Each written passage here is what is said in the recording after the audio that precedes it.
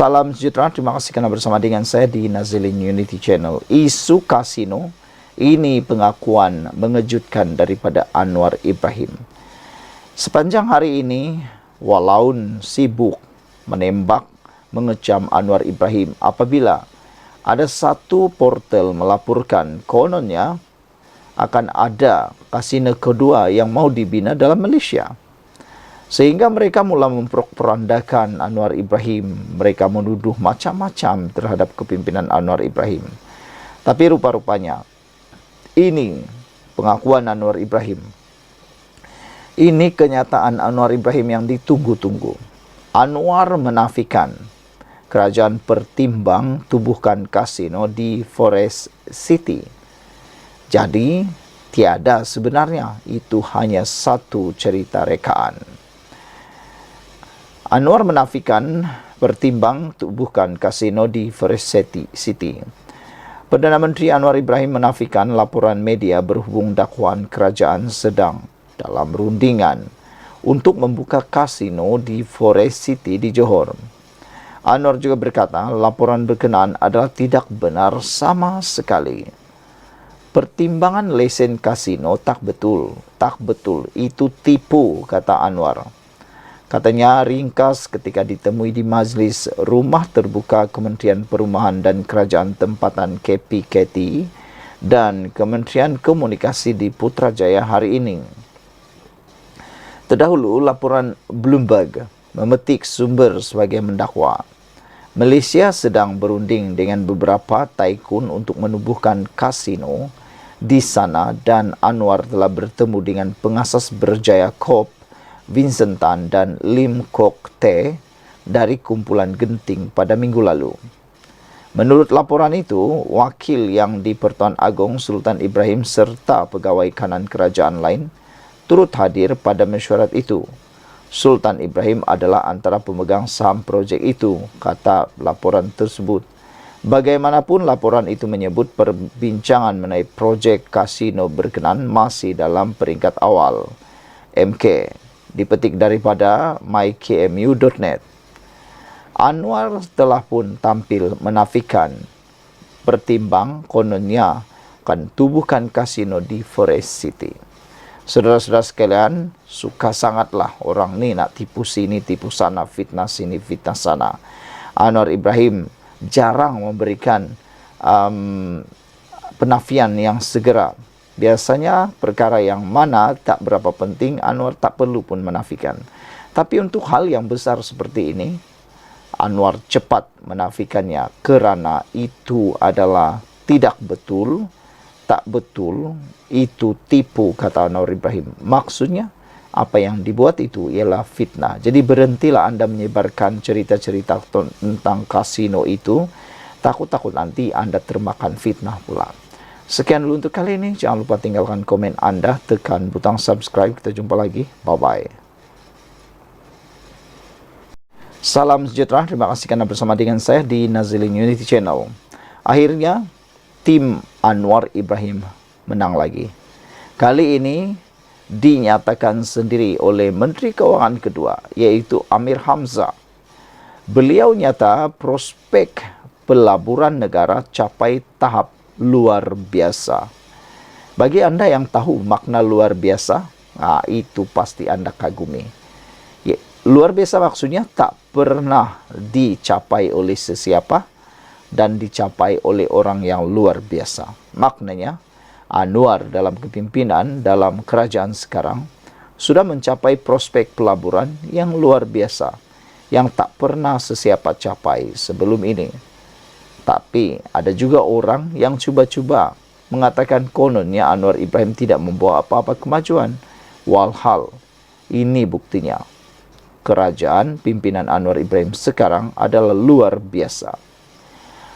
Prospek pelaburan negara mencapai tahap luar biasa dengan pelaburan diluluskan melonjak kepada RM329.5 bilion tahun lalu berbanding 268 bilion pada tahun 2022. Menteri Keuangan II, Datuk Seri Amir Hamzah Azizan berkata, ia menandakan pencapaian bersejarah untuk negara. terutama fokus bagi produk elektrik dan elektronik, serta subsektor maklumat dan komunikasi.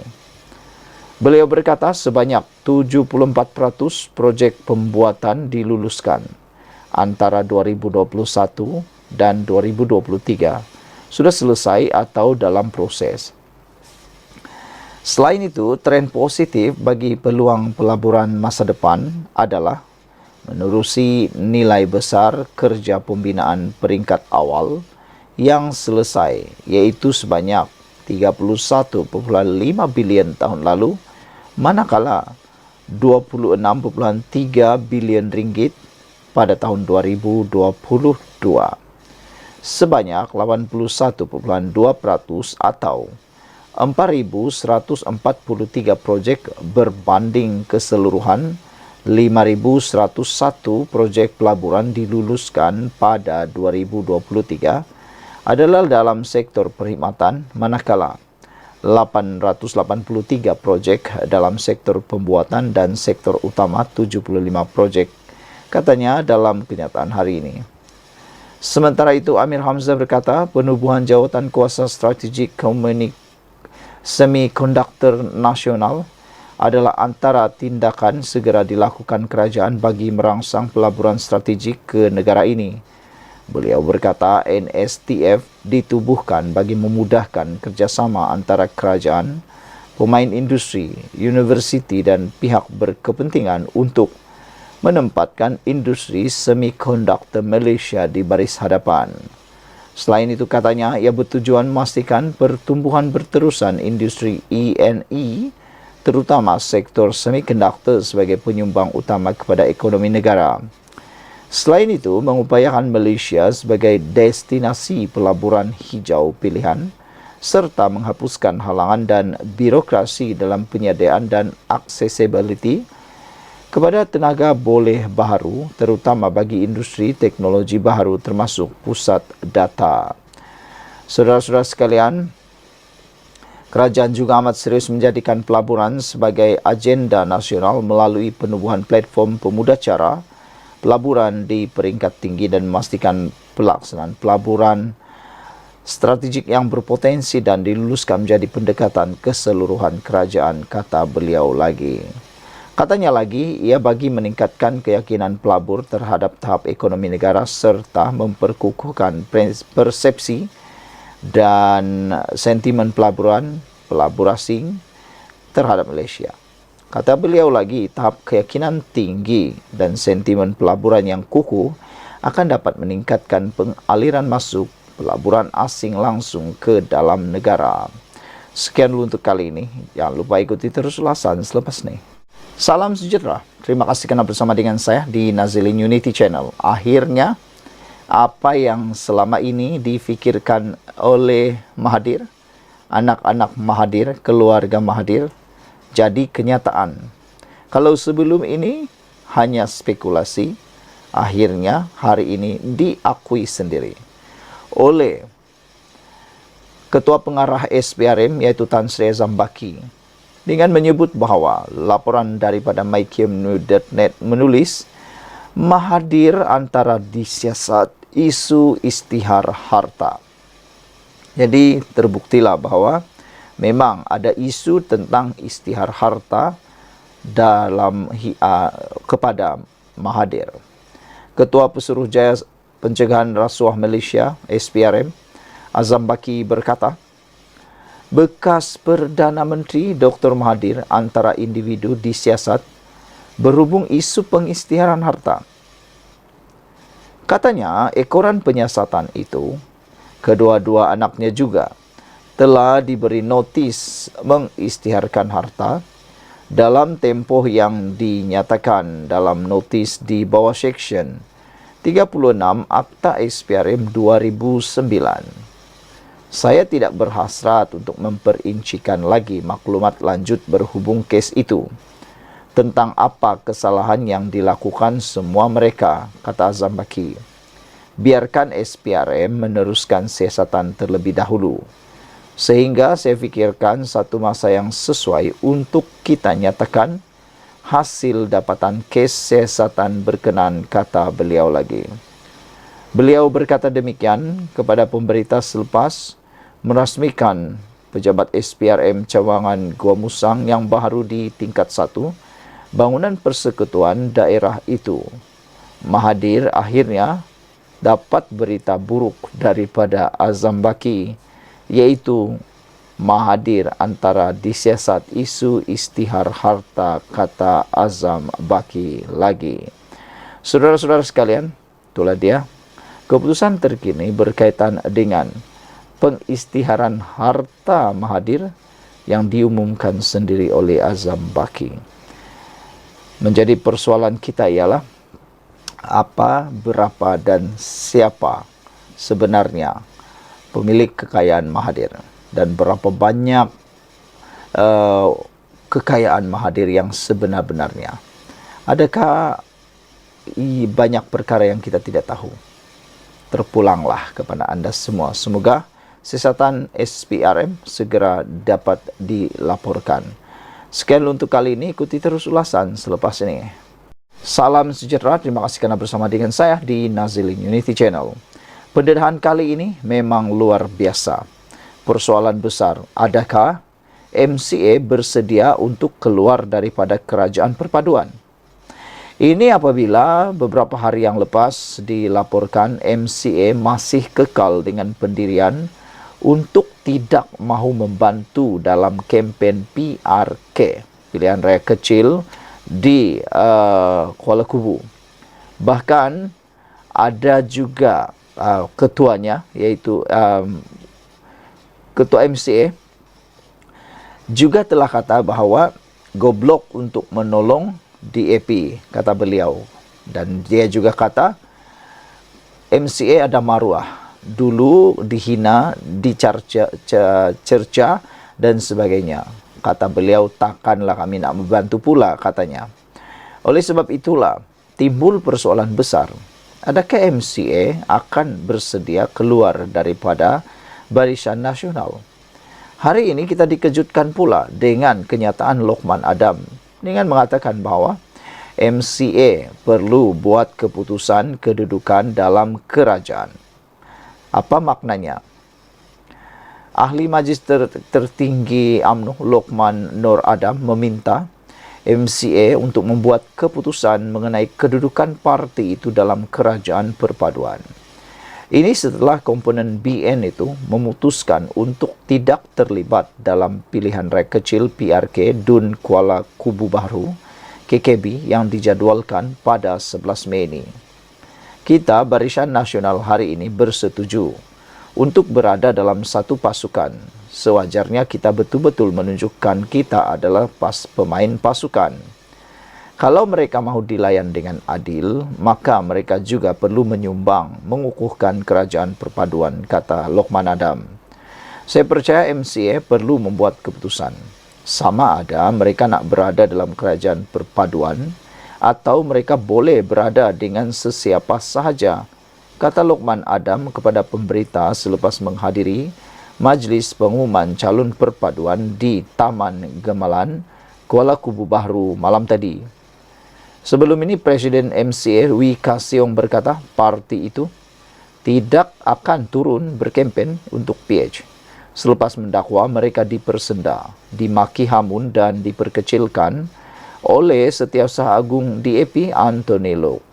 Katanya, pihak yang ingin melihat mereka turun berkempen nanti perlu tahu bahawa ahli parti itu juga mempunyai maruah dan harga diri.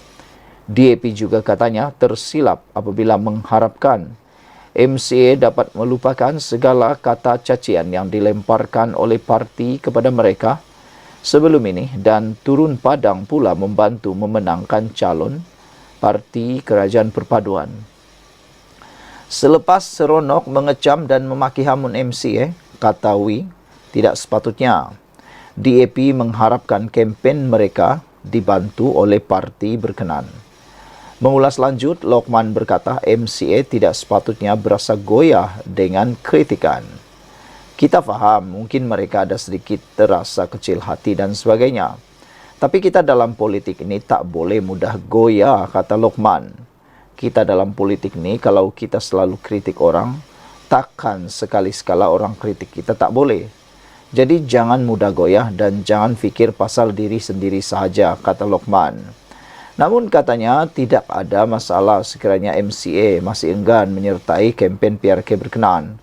Tak ada masalah sama ada MCA mahu sertai kempen ataupun tidak. Kalau dengan pujukan pimpinan BN akhirnya MCA menyertai PRK ini pun alhamdulillah, katanya.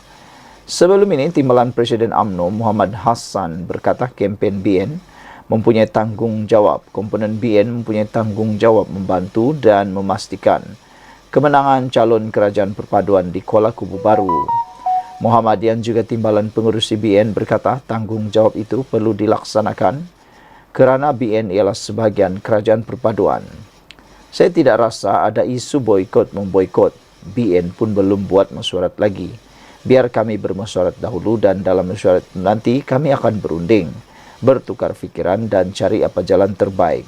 Ini untuk memastikan semua supaya BN mantap sebagai satu pasukan untuk membantu calon kerajaan perpaduan bertanding pada PRK Dun Kuala Kubu Baru, kata beliau lagi. Ada beberapa komen yang memberikan komen. Beliau kata, Mr. Sakau kata caci maki hamun memang warna-warni dalam politik, namun berbeza dengan fitnah. MCA boleh sahaja ikut jejak langkah muda dan yang tidak menyokong Madani. Silakan, kata Mr. Sakau. Seorang lagi otak center kata MCA dah hilang keyakinan pengundi, dah kira tak relevan oleh pengundi. Bukan Melayu patutnya keluar gabungan BN. Black Panther kata kalau tidak berani bahas dengan UMNO mempertahankan kepentingan parti, baik keluar dari BN, kata Black Panther. Harimau Satu kata, apa Lokman ini cakap? Bila DAP maki hamun MCA dan MIC, dia diam saja. Rakyat Malaysia kena ada maruah lah. Kita faham Lokman ni tak ada maruah, kata Harimau Satu. Red Parrot kata MCA pun selalu maki hamun DAP. So now is in one team. Move forward, kata beliau lagi. Sekian dulu untuk kali ini. Jangan lupa tinggalkan komen anda, tekan butang subscribe. Bye-bye. Salam sejahtera, terima kasih kerana bersama dengan saya di Nazilin Unity Channel. Ini satu berita terburuk untuk Muhyiddin Yassin. Apabila selama ini disangka menantu Muhyiddin tidak diketahui kedudukannya, tapi berita dipetik daripada BH Online malam ini mengejutkan seluruh rakyat Malaysia. SPRM mengetahui lokasi menantu Muhyiddin. Laporan ini cukup luar biasa kerana sebelum ini kita semua menyiasat, mahu tahu di mana perginya menantu Muhyiddin yang dilaporkan sudah menghilangkan diri sejak Mei tahun lalu dan menghampiri setahun. Rupa-rupanya akhirnya SPRM dedah bahawa mereka tahu lokasi menantu Muhyiddin. Persoalan besar sekarang ialah apabila SPRM sudah tahu, mampukah SPRM membawa pulang menantu Muhyiddin itu dan mendedahkan banyak perkara berkaitan dengan skandal yang pernah berlaku. Suruhanjaya Pencegahan Rasuah Malaysia SPRM mendapat petunjuk baru mengenai keberadaan Datuk Seri Muhammad Adlan Berhan yang juga menantu bekas Perdana Menteri Tan Sri Muhyiddin Yassin. Ia dikesan menerusi transaksi kad kredit milik ahli perniagaan itu. Ketua Pesuruhjaya SPRM Tan Sri Azam Baki berkata, selain itu, pihaknya juga turut mendapatkan kerjasama daripada Polis Antarabangsa Interpol untuk mengesan Muhammad Adlan. Kata mereka, ada petunjuk baru beliau berada di suatu tempat hasil daripada pemantauan kita terhadap penggunaan kad kreditnya. Beliau berada di beberapa buah negara. Kita sudah memohon kepada pihak Interpol untuk mengesan. Tetapi dalam kes beliau, kita masih lagi mengesan dengan cara kita bagi tujuan untuk dituduh di mahkamah, kata beliau. Sehingga sekarang tidak ada lagi makluman daripada beliau dan juga seorang peguam, katanya.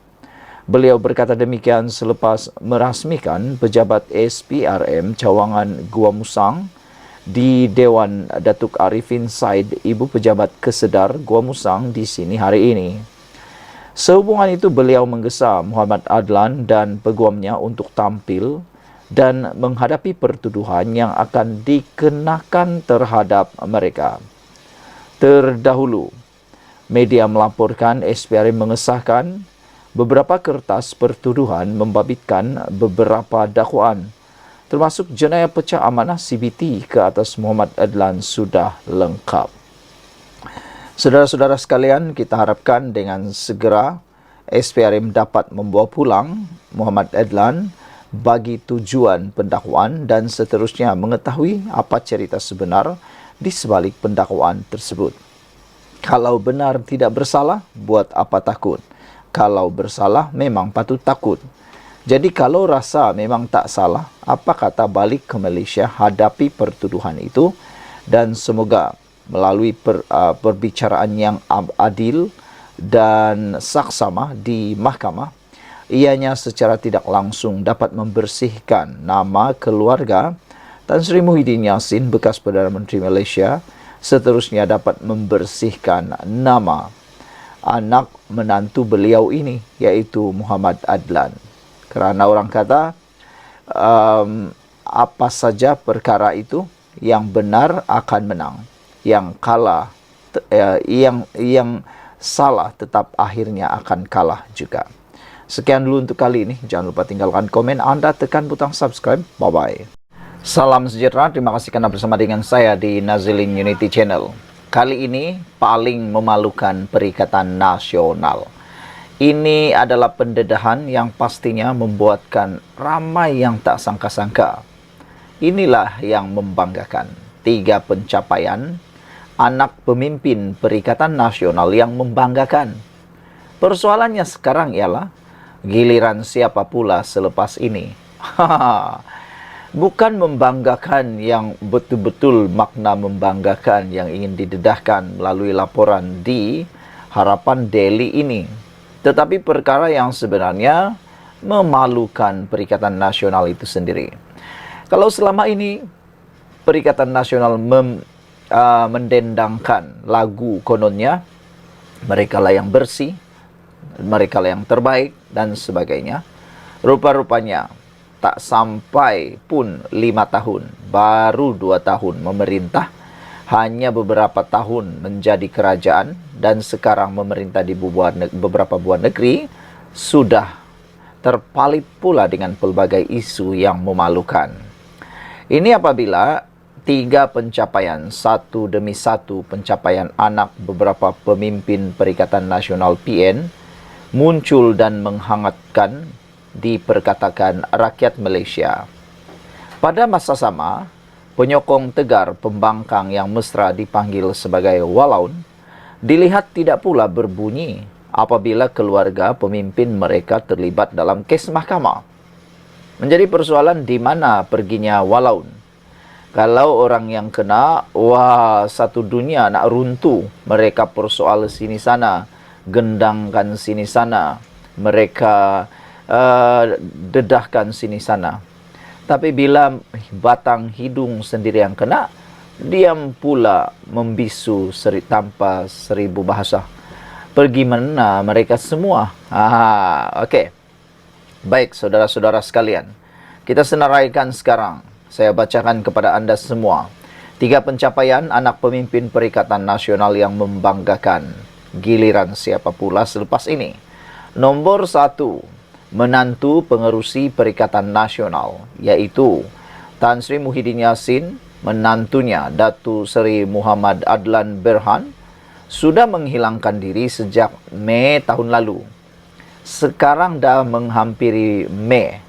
Maknanya dah hampir 1 tahun menantu pengerusi Perikatan Nasional ini, iaitu Datuk Seri Muhammad Adlan Berhan, melarikan diri atau menghilangkan diri entah ke mana dan tak pulang lagi ke Malaysia. Dah diarah balik Malaysia, tak balik lagi. Dia dan peguamnya Mansur saat menghadapi pertuduhan pecah amanah jenayah CBT oleh Suruhanjaya Pencegahan Rasuah Malaysia SPRM. Mereka menghadapi pertuduhan berkaitan pendakwaan kes rasuah dan penyelewengan berhubung projek berkaitan pendaftaran pengambilan serta penyimpanan biometrik pekerja asing di sebuah kementerian. Bagaimanapun, Adlan 48 tahun dan Mansur 69 tahun dipercayai melarikan diri dari negara ini masing-masing pada 17 Mei dan 12 Mei tahun lepas. Sehingga kan ada ramai netizen meminta supaya Muhyiddin ambil tindakan menasihati menantu beliau ini pulang semula ke Malaysia. Bahkan kemarin Fahmi Fadzil menemplak Sanusi dan juga Muhyiddin Yassin. Fahmi kata Muhyiddin tidak ada pendirian moral untuk mengomen kerajaan yang ada sekarang ini. Kerana katanya sedangkan menantu Muhyiddin sendiri pun belum balik lagi. Ini kan pula nak komen tata cara tata kelola negara, kata beliau. Adlan mempunyai alamat terakhir di Sunway Kiara Hills, Jalan 32/70E, Desa Sri Hartamas. Manakala Mansur beralamat terakhir di Jalan SS 19/1C, Subang Jaya, Selangor. Namun Adlan dalam satu kenyataan melalui peguam Datuk Baljit Singh Sidhu menafikan dia melarikan diri daripada pihak berkuasa dan menyatakan akan pulang ke tanah air bagi membantu siasatan. Pada Oktober tahun lalu, polis mengesahkan telah menyerahkan dokumen diperlukan kepada Interpol untuk permohonan notis merah terhadap Adlan dan Mansur. Tempat yang pertama. Kedua, ialah anak Setiausaha Agung Perikatan Nasional. Anak kepada Setiausaha Agung Perikatan Nasional PN, Datuk Seri Hamzah Zainuddin, yang juga Ketua Pembangkang, berdepan pertuduhan mengemukakan dokumen palsu dan memiliki barang kawalan minyak masak melebihi had yang dibenarkan. Muhammad Faisal Hamzah, 39 tahun didakwa bersama Azizul Abdul Halim, 55, kedua-duanya pengarah rimba merpati Sendirian Berhad, iaitu pemegang lesen minyak masak borong. Mereka didakwa memberikan maklumat palsu dengan mengeluarkan invoice palsu mengenai penjualan minyak itu kepada syarikat peruncit tempatan Pasar Segar Din Maju yang menyalahi Seksyen 8 dalam kurungan 4 Akta Kawalan Bekalan 1961. Berikutan itu, mereka didakwa mengikut Seksyen 8 dalam kurungan 4 kurungan B Akta Kawalan Bekalan 1961 yang boleh dihukum di bawah Seksyen 22 dalam kurungan 2 Akta sama. Tertuduh selaku pemegang lesen borong juga didapati melanggar Peraturan 9 dalam kurungan 1 Peraturan-Peraturan Kawalan Bekalan 1974, iaitu memiliki barang kawalan berjadual jenis minyak masak melebihi had 50 tan metrik. Kesalahan itu dilakukan pada jam 11.15 malam di premis perniagaan rimba merpati Sendirian Berhad di kawasan industri Sinar Andalas, Senawang di sini pada 11 Ogos 2022. Berikutan itu, tertuduh didakwa melakukan kesalahan yang boleh dihukum mengikut Seksyen 22 dalam kurungan 1 Akta Kawalan Bekalan 1961 dibaca bersama Seksyen 22 dalam kurungan 4 Akta yang sama dan dibaca bersama Seksyen 34 Kanun Keseksaan. Sabit kesalahan boleh didenda maksimum RM1 juta atau penjara tidak melebihi 3 tahun atau kedua-duanya, dan bagi kesalahan kali kedua dan seterusnya didenda maksimum RM3 juta atau penjara maksimum 5 tahun atau kedua-duanya. Kedua, anak pemimpin Perikatan Nasional yang membanggakan ialah ketiga, Siapa lagi kalau bukan anak Menteri Besar Perlis. Ini adalah yang terbaru dan menggemparkan. Kes melibatkan anak kepada Menteri Besar Perlis, Muhammad Syukri Ramli. Anak lelaki pengerusi Perikatan Nasional PN Perlis itu antara 6 individu yang direman oleh Suruhanjaya Pencegahan Rasuah Malaysia SPRM. Mereka direman bagi membantu siasatan pemalsuan dokumen tuntutan palsu berjumlah RM600,000.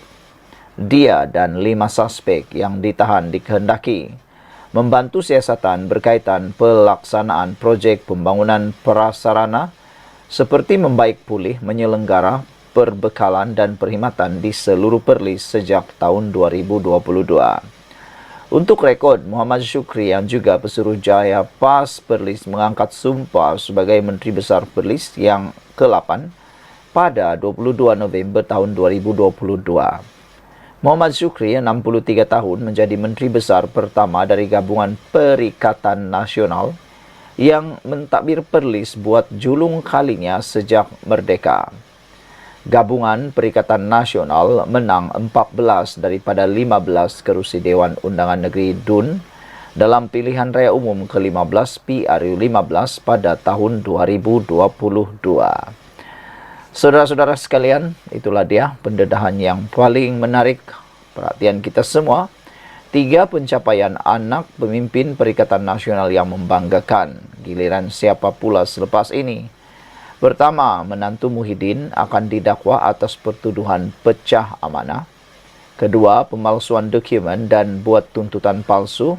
SPRM tahan anak Menteri Besar Perlis. Dan yang ketiga, anak Hamzah Zainuddin didakwa kemuka dokumen palsu memiliki minyak masak lebih had. Terjumpa lagi. Bye-bye.